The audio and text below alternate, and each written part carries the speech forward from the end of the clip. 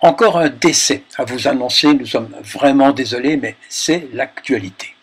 La cigogne s'est envolée et pour toujours. En effet, notre ami Bernard Godefroy nous a quittés le 31 octobre de cette année.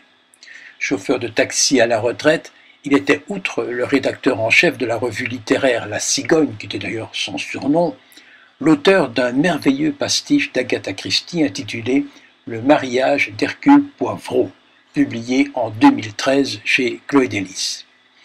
Bernard était un militant très engagé dans la gauche. Il disait « Ce qui me fout en rogne, c'est la bêtise qui prend souvent l'apparence de la vérité révélée et la propagande. » Bernard est passé plusieurs fois dans Actu TV et nous vous proposons ci-joint un extrait de l'interview qu'il nous a accordée en février 2014 lorsqu'il décida d'interrompre les parutions de sa revue. Il était déjà très fatigué. Je me suis rendu compte de deux choses, c'est que nous avions un point commun. Ah oui, lequel? Eh bien, tous les deux, nous avons fait un pastiche d'Agatha Christie. Parce que moi, bon, j'ai sorti Les 10 petites négresses chez Chloé Délices, et toi, tu as écrit un livre qui s'appelle Le mariage d'Hercule Poivreau. Mais ça raconte, en fait, c'est pas... L'Hercule Poirot est un type plutôt fin, mais celui-là, il est un peu naïf. Un naïf. Et alors, il se fait enrober,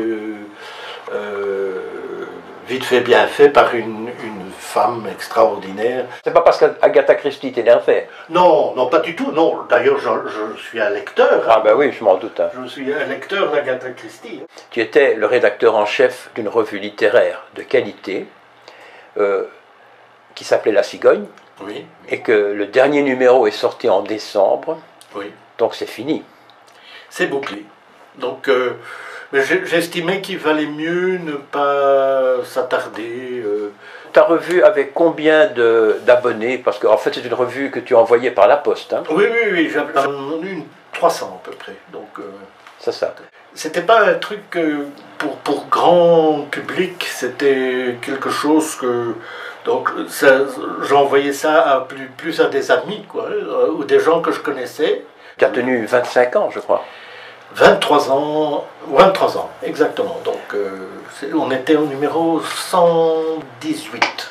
Ta revue était très engagée à gauche. Ah hein. Oui, absolument. Donc, elle était politique, hein, carrément. Oui, hein. Carrément, oui. Donc, ce n'est pas d'exclure la droite, mais enfin, tu étais quand même très à gauche. Oui, voilà, oui. Donc, mais justement, j'accueillais tous les gens que d'habitude on n'accueille pas.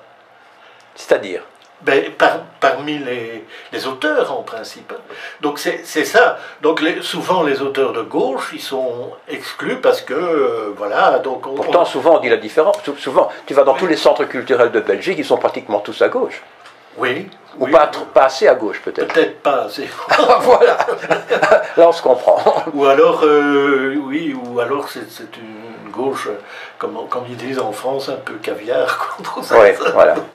Alors maintenant, tu arrêtes tout Non, enfin, je n'arrête pas tout, je continue, je fais des émissions de radio. Sur Air Libre. Aussi sur le thème de l'actualité. Sur Air Libre, je crois. Radio Air Libre, oui, c'est ça. Et donc, je choisis toujours un thème qui a préoccupé la semaine d'avant, ou récemment, quoi. Et tes anciens numéros, tu vas les garder, en faire les archiver, alors? Ben oui, je les ai tous quelque part dans des boîtes là. Hein, donc ouais. Ils sont tous. Souvent, il en reste une dizaine par numéro. Donc voilà. Qu'on ne vienne pas me demander le numéro 56 parce que j'aurais difficile à le trouver sous les piles, quoi. Plume est une association littéraire de Bar-le-Duc, très active, que nous avions prévu de rencontrer le mois dernier pour Actu TV. Hélas, ce rendez-vous n'a pu se faire. Rassurez-vous, ce n'est que partie remise. Et une des responsables, Nadine Groenec, a décidé de nous la présenter quand même via un petit film qu'elle a réalisé avec son comité. Bonjour Bob. Alors comme tu nous as fait faux bon aujourd'hui, on va essayer de t'envoyer quand même un petit film. Je te présente l'équipe organisatrice du 4e salon de Bar-le-Duc, salon littéraire. Plume, c'est la passion littéraire de l'Union meusienne des écrivains et illustrateurs. Un nom très long pour une association d'écrivains installée à Bar-le-Duc, mais dont l'influence s'étend dans le nord-est de la France jusqu'en Lorraine et Champagne-Ardenne.